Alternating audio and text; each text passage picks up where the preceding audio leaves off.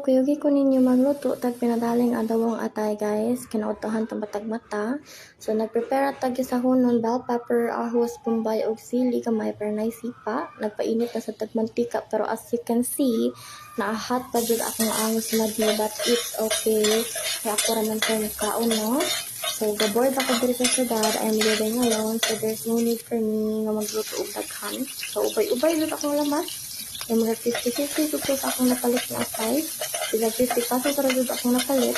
Pero murag kung ako kabalo if kuan dugay na ba ni siyang stock kaya murag ispot pa siya sa akong lips.